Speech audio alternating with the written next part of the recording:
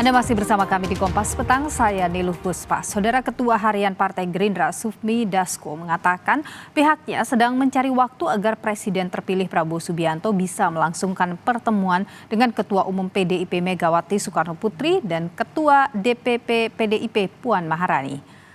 Dasko bilang pertemuan Megawati dan Prabowo sebagai upaya rekonsiliasi pasca Pilpres. Mengenai kapan tepatnya pertemuan itu, pihaknya belum bisa memastikan apakah dilakukan pada saat momentum Lebaran atau pasca Lebaran.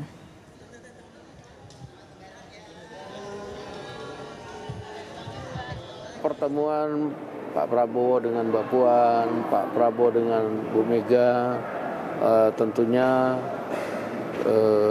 akan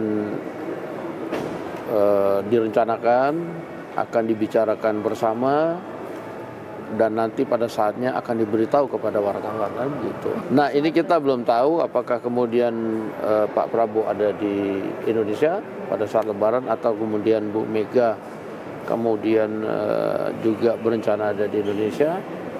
Nah, sehingga apakah dalam momen Lebaran ini yang dibuat pertemuan atau pada momen lain, nanti juga wartawan kita akan kasih tahu. Kepastian rencana pertemuan Presiden terpilih Prabowo Subianto dan Ketua Umum PDI Perjuangan Megawati Soekarno Putri masih ditunggu. Wakil Presiden terpilih Gibran Rakabuming Raka menyebut masih menanti perkembangan terbaru mengenai rencana pertemuan dua tokoh yang pernah bersatu dalam Pilpres 2009. Jadi kalau sudah ada kepastian kami dekat-dekat Lebaran ini kan? Ada kemungkinan pertemuan di Solo, Mas? Gimana? Pertemuannya di Solo atau di siapa?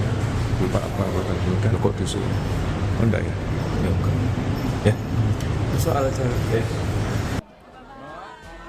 Sinyal pertemuan kedua pemimpin parpol besar itu sempat disampaikan Putri Megawati yang juga Ketua DPP PDI Perjuangan kala memimpin paripurna penutupan masa sidang DPR hari Kamis lalu. Puan hanya bilang usai Lebaran. Kalau PDIP itu kapan kira-kira sudah dapat undangan? Lebaran dulu, insya Allah. Ya. Tapi habis Lebaran ini sudah ada Insya Allah. silaturahmi politik. Insya Allah. Ya, makasih. Pertemuan Megawati dan Prabowo akan menjadi babak baru peta politik pasca Pilpres. Akankah pertemuan ini semakin menggoyahkan sikap PDIP yang paling pertama mendorong hak angket DPR untuk mengusut dugaan pemilu curang? Tim Liputan Kompas TV.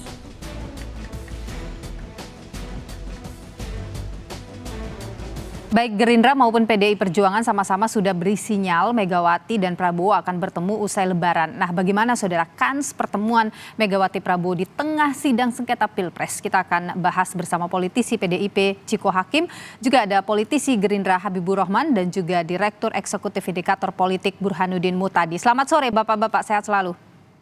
selamat Sore, Assalamualaikum. Oke, waalaikumsalam warahmatullahi wabarakatuh. Saya ingin ke Mas Ciko dulu. Mas Ciko, ini kalau Mbak Puan kan bilangnya insya Allah nanti habis Lebaran. Ini sebenarnya sudah adakah kejelasan di internal PDIP kapan begitu ini pertemuannya akan dilakukan?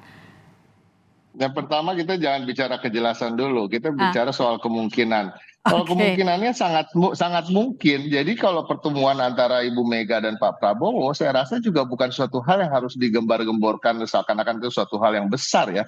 Karena itu suatu hal yang biasa menurut kami, karena Bu Mega dan Pak Prabowo sendiri tidak pernah mempunyai masalah yang begitu prinsip di antara keduanya. Begitu juga PDI Perjuangan dengan Gerindra. Secara masalah yang terjadi kan kalau kita bicara soal kontestasi, dan kontestasi Pilpres, kontestasi Pileg itu kan bukan masalah, itu suatu keniscayaan yang harus dilalui dalam sebuah proses demokrasi, sebuah sistem demokrasi. Jadi dalam hal itu nggak ada masalah. Dan kedua, kalau kita bicara dalam konteks Pilpres kemarin misalnya, dan dengan mengasumsikan ya, karena ini kan sidang MK ini belum selesai bersidang, keputusannya belum keluar, tapi mari kita berasumsi bahwa Pak Prabowo adalah pemenang dari Pilpres ini dan PDI Perjuangan sebagai pemenang pemilu legislatif. Nah, ini semakin tidak aneh kalau ada pertemuan antara seorang presiden terpilih dengan sebuah partai pemenang pemilu. Jadi satu hal yang saya rasa sangat mungkin, apalagi momentumnya adalah Lebaran, di mana tentunya silaturahmi antara umat. Oke, tapi Bu Mega memang sudah mau ya untuk melakukan pertemuan itu? Saya sendiri belum nanya langsung ya ke Bu Mega ya, cuma sepertinya tidak ada masalah. Oke, baik. Tapi ini adalah sesuatu yang mungkin kansnya besar bisa terjadi. Tapi kalau misalnya, saya ingin ke Bung Habib dulu. Jadi kalau misalnya pertemuan ini nih, apa sih yang masih jadi pembicaraan begitu soal waktu dan lain sebagainya? Apa yang masih dibahas ini, Bung Habib? Ya, halo. Ya. Ya, dengar. Oke, Bung Habib. Tentu kalau pertemuannya memang saya pikir dalam waktu yang tidak terlalu lama lagi ya akan ada pertemuan tersebut. Saya sih punya keyakinan seperti itu. Kenapa? Demi melihat gestur ya, gestur politik yang ditunjukkan oleh pimpinan-pimpinan PDI Perjuangan, terutama Mbak Puan Maharani ya. Kalau politik itu kan kita nggak hanya bicara hal yang disampaikan secara resmi ofisial, tapi justru kita melihat gesturnya. Ada beberapa hal penting ya, gestur penting yang ditunjukkan Mbak Puan. Pertama, beliau menyatakan bahwa tidak ada instruksi kepada kader-kader PDI Perjuangan untuk mengajukan hak angket. Oke. Lalu yang kedua, seusai paripurna kemarin, kebetulan saya juga ada di situ, beliau menggeleng-geleng gitu ya, ketika ditanyakan oleh wartawan soal hak angket. Nah, ini kan satu faktor penting. Ini kan menunjukkan sikap persahabatan ya dari pimpinan PDI Perjuangan ya, di antaranya Mbak Puan. Oke. Di antara ya, sehingga ya kalau dibilang pertemuan ya saya pikir nggak akan ada hambatan psikologis apapun ya pertemuan ya. Pak Prabowo dan Ibu Mega adalah sahabat sudah lama, dan sebetulnya pertemuan di level berikutnya di bawahnya sedikit, pertemuan Pak Dasko misalnya dengan Mbak Puan itu kan sering banget terjadi. Bahkan mungkin dalam seminggu 2-3 kali beliau berdua bertemu ya, berbicara soal yang hal sama juga pasti. Bagaimana kita mengisi ya dinamika politik kita ke depan, kurang lebih begitu. Oke, jadi fine-fine aja nih, Mas Burhan. Antara Prabowo dengan PDIP atau Gerindra dengan PDIP itu fine-fine aja. Pertemuan ini hal yang akan besar kemungkinannya akan terjadi. Kalau Anda sendiri melihat nanti pertemuan ini kalau memang benar akan terjadi, entah itu Lebaran atau setelah Lebaran, itu akan pengaruhnya seperti apa pada sengketa Pilpres yang saat ini bergulir di MK? Saya menduga pertemuan tersebut akan menunggu hasil sengketa di MK. Karena bagaimanapun Ibu Mega masih menunggu proses terkait dengan PHPU di MK. Dan kalau misalnya terjadi pertemuan sebelum MK mengambil keputusan, itu akan mendemoralisasi ya pasukan. Dan itu yang mungkin akan dihindari. Tetapi di luar itu nggak ada masalah serius sebenarnya. Bahkan sebenarnya sudah ada pertemuan-pertemuan informal, terutama antara Mbak Puan dengan elit Gerindra, atau bahkan kunjungan Pak Prabowo ke Pak Oli ya ketika Pak Oli sedang sakit. Jadi sebenarnya prakondisi menuju ke sana sudah sangat mulus dijalankan, tinggal urusan MK yang masih belum selesai secara formal. Oke, jadi ini masih menunggu di MK begitu bergulirnya nanti pertemuan kalau analisa Anda ya? Betul. Jadi dugaan saya, karena bagaimanapun secara formal kan belum selesai tahapan pemilu, karena mereka men-challenge putusan KPU terkait dengan hasil Pilpres. Dan kalau misalnya MK sudah mengambil keputusan, dugaan saya akan memperlancar. Dan jangan lupa, Pak Prabowo kan sudah berbulan-bulan lalu menginginkan atau mengajukan pertemuan dengan Ibu Mega. Jadi Pak Prabowo sendiri sebagai presiden-elek itu juga cukup aktif kan, tidak gengsian untuk mengajukan pertemuan dengan pihak manapun termasuk dengan Ibu Mega. Jadi it takes two to tango. Dua-duanya sepertinya ada sinyal untuk bertemu. Oke, apa yang kira-kira mungkin akan terjadi setelah Mahkamah Konstitusi ini memutus perkara sengketa Pilpres di MK? Ini akan kita bahas lagi lebih lengkap usai jeda berikut ini. Tetaplah di Kompas Petang. Kita lanjutkan perbincangan kita masih bersama 3 narasumber saya, ada Mas Ciko, Bung Habib, dan juga Mas Burhan. Saya ingin ke Mas Ciko dulu. Mas Ciko, ini sidang sengketa Pilpres yang bergulir di MK ini apakah memang jadi hambatan pertemuan Pak Prabowo dengan Bu Mega?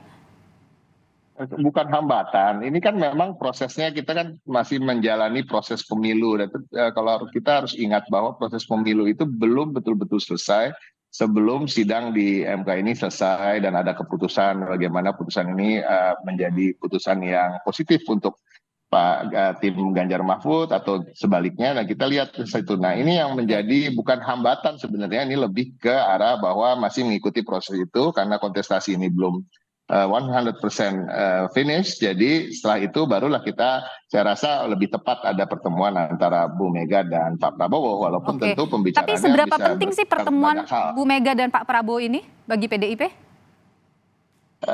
Satu hal ya, kalau saya rasa antar pribadi kalau kita bicara dengan momen Lebaran ini, saya rasa ini hal yang biasa dan cukup penting saya rasa menjaga silaturahmi di antara dua tokoh bangsa ini. Yang kedua, kita bicara dengan konteks politik atau konteks hasil Pilpres yang tadi saya katakan dengan asumsi-asumsi yang saya sampaikan tadi, tentunya akan sangat baik untuk kedua tokoh, kedua partai politik, dan juga bagi bangsa Indonesia ke depan. Jadi ini bukan hal yang tidak ada hal yang negatif kalau saya lihat efek dari pertemuan antara Bu Mega dan Pak Prabowo. Oke, saya ke Bung Habib. Ini kan kalau PDIP membuka tangan, kemudian Gerindra juga membuka tangan pertemuan antara kedua petinggi atau pucuk pimpinan di kedua partai ini. Tapi kalau kita lihat kan PDIP dengan Pak Jokowi ini tidak akur begitu ya. Tapi bagaimana ini Gerindra melihat kemudian posisinya nanti di tengah-tengah Gerindra kan ada PDIP, di tengah-tengah Pak Prabowo dan Bu Mega ada PDIP. Ada Jokowi. Ya, pertama kami mensikapi bahwa kami menghormati juga proses yang berlangsung di Mahkamah Konstitusi ya. Sebagaimana dulu 2014-2019 ya. Kita juga ya melakukan hal yang sama, menunggu hasil Mahkamah Konstitusi gitu loh. Ya. Nah, begitu juga terkait soal masalah apa yang disebut-sebut ketidakakuran kubu Bu Megawati PDI Perjuangan dengan Pak Jokowi. Saya pikir nggak ada yang nggak mungkin lah. Dulu juga disebut Pak Jokowi dengan Pak Prabowo adalah musuh bebuyutan ya. Berseteru, terlibat konflik yang sangat antagonis, ternyata kan bisa ketemu juga gitu loh. Ya, makanya kalau sekarang ya misalnya PDI Perjuangan dengan Pak Jokowi, mereka kan dalam satu rahim politik yang sama ya. Pak Jokowi dibesarkan oleh PDIP Perjuangan dan bahkan satu-satunya partai yang pernah dimasuki oleh Pak Jokowi PDI Perjuangan. Saya pikir besar sekali kemungkinan ya akan tercipta rekonsiliasi antara kubu Pak Jokowi dan keluarga dengan teman-teman PDI Perjuangan. Artinya di Gerindra pembicaraan untuk pertemuan ini juga dibicarakan atau diketahui atau dibahas dengan Pak Jokowi begitu? Ya pastinya karena Pak Prabowo ya tentu kan akan mencoba ya menjadi pihak yang merekonsiliasi, yang menengahi kedua belah pihak. Oke, baik. Saya ke Bung Burhan. Mungkin tidak itu yang disampaikan Bung Habib tadi. Iya, memang bukan pertemuannya itu sendiri yang menarik buat kita ya untuk mencermatinya. Kalau pertemuan antara Pak Prabowo dengan Ibu Mega itu kan sesuatu hal yang menurut saya cepat atau lambat akan terjadi. Tapi implikasi dari pertemuan tersebut. Nah kalau misalnya pertemuan tersebut menghasilkan keputusan PDI Perjuangan untuk merapat ke pemerintahan Prabowo Gibran, pertanyaannya bagaimana dengan Pak Jokowi? Jadi ini menarik nih karena bisa menimbulkan semacam hubungan cinta segitiga ya. Karena bagaimanapun Pak Jokowi dengan Ibu Mega sekarang sedang berada dalam situasi yang tidak sedang baik-baik saja. Sementara keduanya tidak memiliki masalah pribadi dengan Pak Prabowo. Artinya Pak Prabowo menjadi titik tengah yang mempertemukan dua sosok penting ini. Nah pertanyaannya, apakah PDI Perjuangan bersedia untuk merapat ke koalisi Prabowo sementara Pak Jokowi ya setidaknya melalui putranya itu adalah wakil presidennya Pak Prabowo. Dan yang kedua, bagaimana dengan sikap Pak Jokowi sendiri kalau misalnya PD Perjuangan merapat. Dugaan ya, kalau menurut saya sih Ibu Mega atau PD Perjuangan sulit untuk masuk ke dalam pemerintahan selama Pak Jokowi masih memegang peranan krusial dalam pemerintahan Pak Prabowo mendatang. Tetapi kalau misalnya ada hubungan yang merenggang antara kedua tokoh ini, nah bisa jadi PD Perjuangan menjadi solusi buat Pak Prabowo untuk menambah opsi koalisi. Jadi hubungannya itu sangat ditentukan oleh relasi antara Pak Prabowo dengan Pak Jokowi. Oke, jadi kalau misalnya seperti itu ada yang harus dikorbankan begitu? Bukan harus dikorbankan. Jadi kalau misalnya Pak Jokowi masih harmonis hubungannya dengan Pak Prabowo, dugaan saya PD Perjuangan tetap berada di luar pemerintahan. Jadi tadi saya sebut hubungannya seperti cinta segitiga gitu ya. Jadi kalau misalnya hubungannya merenggang, PD Perjuangan masuk ke dalam pemerintahan. Baik. Nah ini yang kita perlu tunggu lebih jauh karena bagaimanapun sampai sekarang kan MK juga belum mengambil keputusan dan kita juga masih belum melihat ya relasi Pak Jokowi terutama setelah tidak menjadi presiden dan Pak Prabowo dilantik, bagaimana skenarionya? Baik. Nah, ini yang kita masih perlu tunggu lebih jauh. Mas Ciko, bagaimana itu posisi Pak Jokowi di antara Bu Mega dan Pak Prabowo?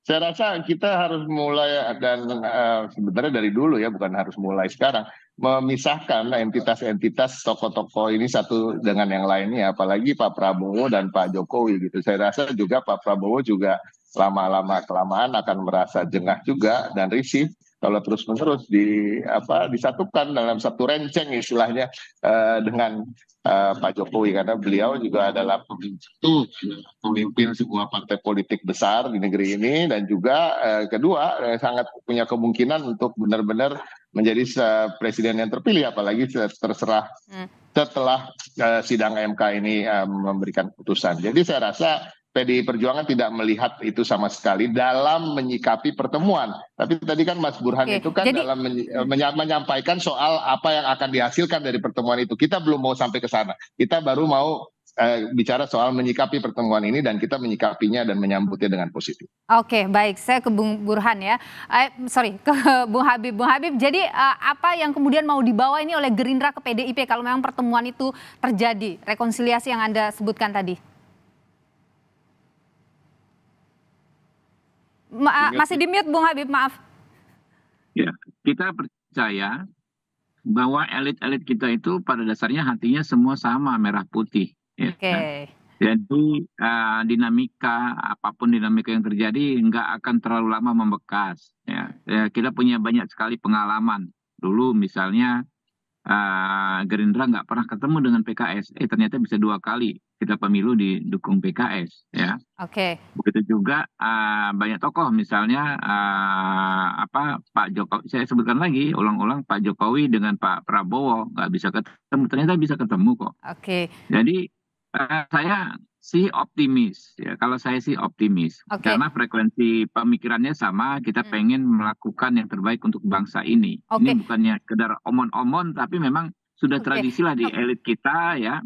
Kita kontestasi ala kadar, tapi bertemu lagi setelahnya. Tapi saya singkat saja, Bung Habib, yang mau ditawarkan ke PDIP apa sih dari Gerindra? Ya tentu, bagaimana kita bisa bersama-sama ya berpartisipasi dalam menjawab tantangan-tantangan besar bangsa ini, pengelolaan negara, kurang lebih begitulah. Baik. Detailingnya pasti masyarakat juga paham. Baik, saya singkat saja ke Bung Burhan kalau gitu. Bung Burhan, mengingat pertemuan ini terus berembus begitu, Anda berpikir mungkin hak angket nggak akan terjadi lah ini ya? Iya, jadi sepertinya hak angket layu sebelum berkembang. Nah, saya sendiri posisi saya menghargai dan menyambut dengan gembira kalau Pak Prabowo dengan Ibu Mega berjumpa, bersilaturahmi, itu baik untuk menurunkan tensi politik. Tetapi tidak harus pertemuan tersebut ditindaklanjuti dengan koalisi politik di tingkat formal di pemerintahan. Karena kita membutuhkan oposisi yang kuat. Dan menurut saya PD Perjuangan itu bisa menampilkan diri sebagai penyimbang yang kuat, checks and balance, agar apa yang kita lihat belakangan, di mana pemerintahan yang terlalu kuat, terjadi eksekutif heavy, itu membuat checks and balance tidak terjadi. Oke. Dan itu yang rugi adalah kita semua. Oke. Karena kita tidak mendapatkan proposal kebijakan alternatif yang baik dari parlemen. Baik. Jadi tetap diperlukan fungsi oposisi yang baik, dan menurut saya peran itu bisa dijalankan oleh pihak-pihak yang kalah dalam Pilpres. Baik, Dan kita kalau lihat saja misalnya nanti. Dan kalau misalnya terjadi... Singkat saja Bung Burhan. Ya, singkat aja. Dan insentifnya ada sebagai oposisi itu. Persis seperti PD Perjuangan ketika menang di 2014. Baik. Jadi poin saya adalah oposisi penting buat bangsa Oke, ini. Bukan oposisi hanya penting, tapi mereka kita yang jadi koalisi. nanti tentu akan kita lihat bagaimana pertemuan antara Pak Prabowo dan Bu Megawati, apa yang akan mereka sepakati bersama-sama, dan pertemuan itu kita dinantikan bersama. Terima kasih Bung Burhan dan juga Bung Habibur Rahman dan juga Mas Ciko, terima kasih sudah berbagi pandangan di Kompas Petang, sehat selalu. Makasih.